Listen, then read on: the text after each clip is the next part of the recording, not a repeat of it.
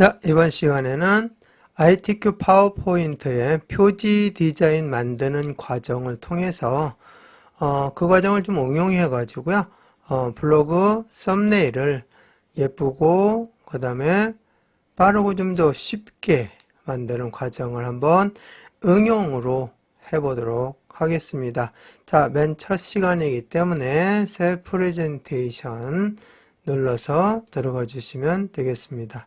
자, 그런 다음에 여기에 있는 내용은 필요가 없으니까 드래그해서 지워주시면 돼요. 무슨 키로? 키보드의 딜리트 키로 지워주시면 되겠습니다. 자, 그리고 여기에 있는 슬라이드 화면으로 블로그 썸네일을 만들면은 길게 되는 거기 때문에 어떤 걸 우리는 만들려고 하냐면은 카드형으로 되어 있는 1:1 크기, 즉 정사각형 형태의 카드뉴스 형태의 썸네일을 만들려고 합니다. 그러면은 어디에 가서 이 크기를 수정해 주면 되냐면은 디자인 탭이 있습니다. 디자인 탭 눌러서 슬라이드 크기가 있어요. 여기에서 사용자 지정 슬라이드 크기, 여기를 눌러 주시면 되겠습니다. 자, 그리고 여기에서 이제 크기를 지정을 하는데 여기 딱 나와 있는 건 없어요. 그래서 사용자 지정으로 선택을 해서 우리가 직접 크기를 입력해 줄 겁니다. 자, 그런데 우리가 블로그에서 쓰고 있는 카드 뉴스의 크기는 얼마가 되냐면은 960 곱하기 960 픽셀로 되어 있어요. 그것을 여기서는 센티미터로 수정해 줘야 되는데요. 960 픽셀은 대략 30 정도로 지정해 주시면 거의 비슷하게 됩니다. 33.87인데요. 그냥 30으로 지정을 해 주시면 되겠습니다.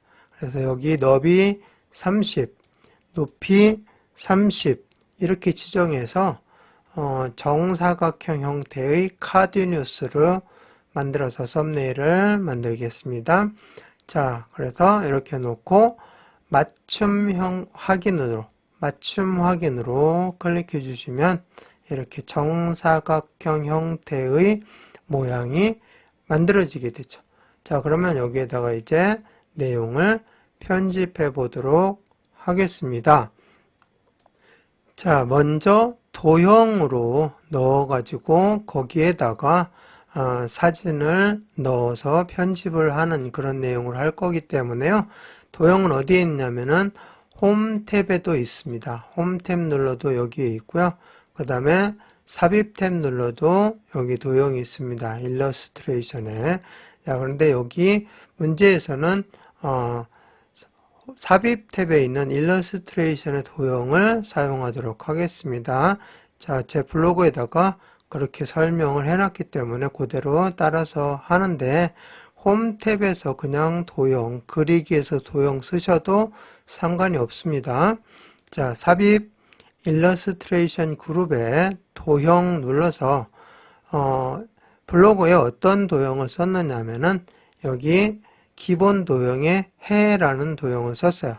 이걸 클릭해 주시고 자, 여기 모서리에서부터 모서리까지 드래그를 해주시면 돼요. 이렇게 해서 끝에 꽉 맞게 해주시면 돼요. 이렇게 띄었다가 붙여보시면 빨간 점선 보이죠? 왼쪽과 위에 빨간 점선이 있으면 맞았다는 거고 여기도 마찬가지로 이렇게 해서 빨간 점선이 아래와 오른쪽에 이렇게 나오면 딱 맞았다는 얘기가 되겠습니다. 자, 이렇게 해놓고 가운데 여기에 있는 노란 동그라미 있죠? 이 노란 동그라미 요 조절점을 왼쪽으로 클릭해서 드래그 해줘서 여기에 그림이 좀 더 많이 들어갈 수 있게끔 변형을 해줬습니다.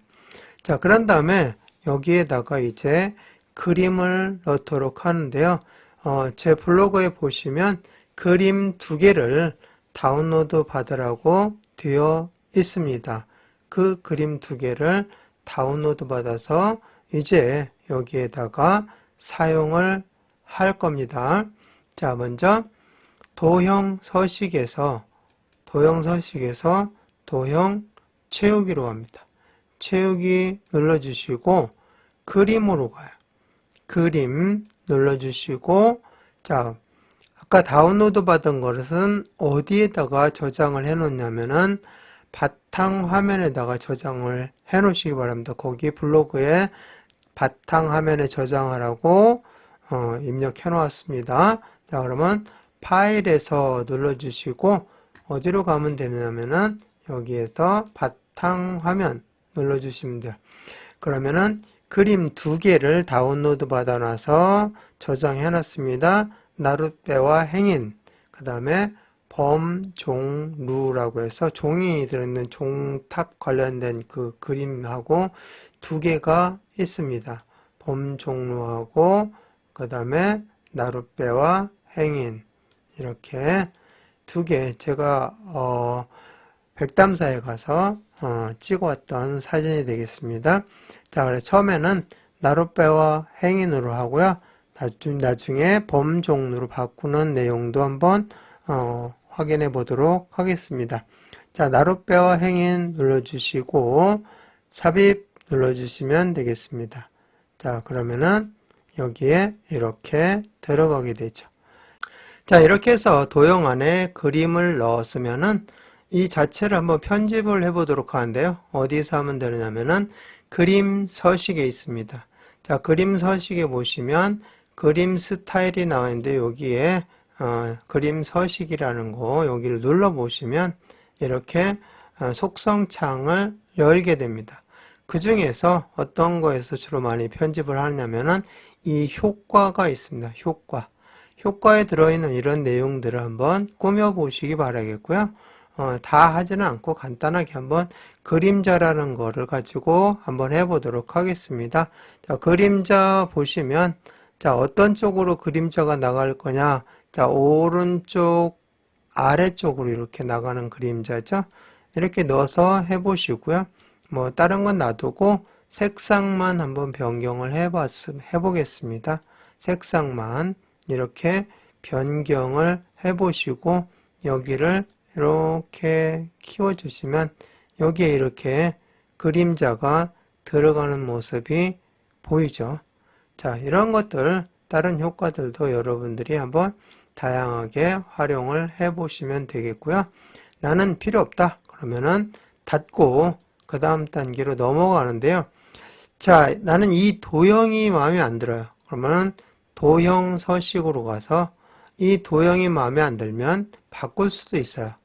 이 편집한 상태에서도 도형을 바꿀 수가 있는데요. 어디에 있느냐면은 도형 삽입 그룹에 도형 편집이 있어요. 여기를 눌러 보시면 도형 모양 변경이라고 나오는데요. 여기에서 다른 모양으로 바꿀 수도 있습니다. 이렇게 바꿔줄 수도 있어요. 자, 그런데 원위치 하겠습니다. 도형 모양 변경 취소해서 원래대로 해주는데 도형 편집에서 내가 마음에 드는 도형으로 다시 바꿀 수 있다는 거. 뭐 난 사각형으로 하고 싶다. 그러면 사각형으로 선택해서 해줘도 되고요.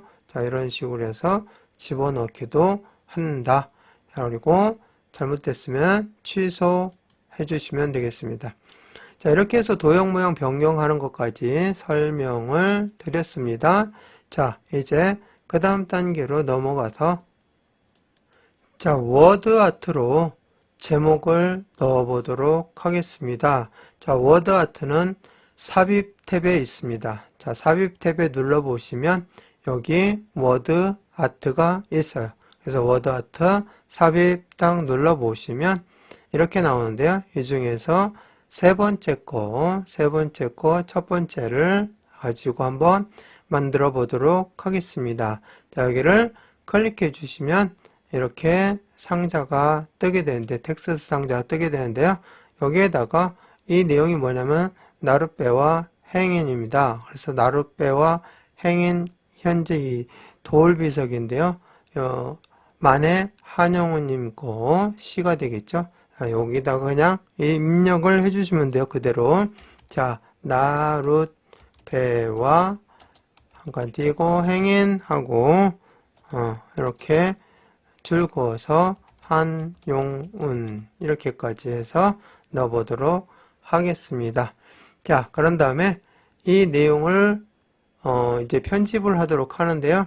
먼저 테두리를 클릭하시고 자, 홈 탭을 눌러서 글꼴부터 한번 바꿔보도록 하겠습니다. 자, 여기 글꼴 클릭해서 자, 아는 글꼴이 있다면 그냥 그 글꼴 이름을 입력하면 되는데요. 글꼴을 정확하게 이름을 잘 모르겠다. 그러면 이렇게 바로 이동을 해서 나는 피오 동글을 가지고 한번 해보겠다. 자, 여러분들은 POP 동글이라는 글꼴이 없을 수도 있어요. 저는 이 글꼴을 설치했기 때문에 있는데요. 여러분들이 원하는 글꼴을 선택을 해주시면 되겠습니다. 자, 이렇게 선택을 해서 글꼴을 집어넣었으면 크기도 여기서 조정을 하실 수 있어요. 자, 크기 한 80 정도 줘볼까요? 80. 자, 이렇게 해서 크기를 꽉 채워봤습니다. 자, 그런 다음에 이제 어디로 가느냐면은 자, 이거 글자 색깔하고 테두리 색깔을 변경하는데 여기서 하지 않으셔도 돼요. 어디에서 해주면 되냐면은 도형 서식으로 가보겠습니다. 자, 도형 서식에 가보시면 여기 텍스트 채우기가 있고요. 텍스트 윤곽선이 있고요. 텍스트 효과가 있습니다. 요 세 가지 기능을 쓸 거예요. 자, 도형 서식 반드시 이 텍스트 상자가 선택이 되어 있어야 됩니다. 클릭되어 있어야 돼요. 자, 그런 다음에 텍스트 채우기로 가서 이 색깔을 파랑색으로 한번 집어넣어 보겠습니다. 자, 파랑색으로 집어넣고요. 그 다음에 이 테두리를 흰색을 좀 더 굵게 만들어 볼 거예요. 그래서 텍스트 윤곽선을 클릭하시고 두께에 가서 두께를 한 3포인트 정도 이렇게 한번 클릭해 보겠습니다. 그래서 뚜렷하게 글씨가 나타나게 해 보겠습니다. 자, 그리고 텍스트 효과에 가서 이제 모양을 바꿀 거예요. 근데 모양을 어떻게 바꿀 거냐면은 이렇게 아래로 쳐진 반원 모양으로 한번 바꿀 겁니다. 물론 여러분이 좋아하는 형태로 바꿔주시면 돼요. 자, 텍스트 효과 눌러주시면 변환이 있습니다. 변환. 자, 이거 워드아트 변환 내용입니다. 모양을 변환시키는 거야. 자, 그 중에서 모양 중에서 이 내용을 가지고 한번 하겠습니다. 원호 아래쪽. 자, 여러분이 원하는 내용을 선택해서 하시면 돼요. 저는 원호 아래쪽을 한번 가지고 활용해 보겠습니다. 자, 클릭해 주시고 자, 이렇게 한 다음에 이제 여기 크기를 이렇게 늘려서 좀 더 이렇게 좀 구부러지게 조정을 해 주시면 되겠습니다. 자, 이렇게 해서 좀 크게 이렇게 조정을 해서 크기 좀 조정해서 모양도 이렇게 한번 더 구부러지게 만들어 봤습니다. 자, 그 다음에 여기가 너무 이렇게 흰색으로 되어 있어서 휑하니까 이거를 한번 테두리를 넣어 보도록 하겠습니다. 물론 이제 배경색을 처음에 넣고 시작하셔도 되는데요. 여기를 한번 테두리를 넣어서 조금 더 꾸며 보도록 하겠습니다. 지금 하는 거는 여러분들 그냥 기본적인 거를 이렇게 하고 있으니까 여러분들이 나중에 좀 더 응용을 해서 멋있게 만드시는 것은 이제 여러분 몫이에요. 저는 여기에서 꾸밀 수 있는 내용들을 최대한 많이 한번 이렇게 다루어 보는 것 뿐입니다.